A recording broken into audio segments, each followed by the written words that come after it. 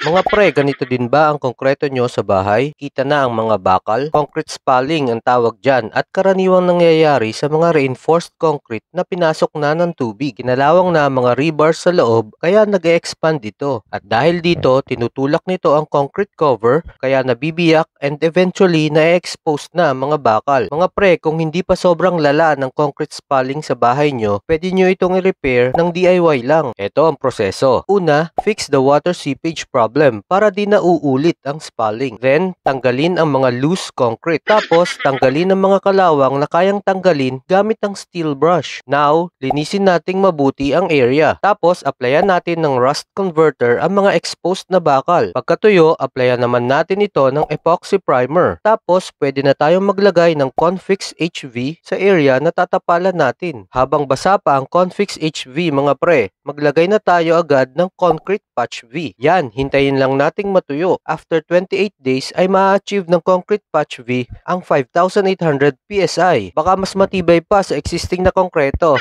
Ayos! Yan! Pwede na nating i-finish ang RC natin. Hindi po pala ito sponsored, for information dissemination lang.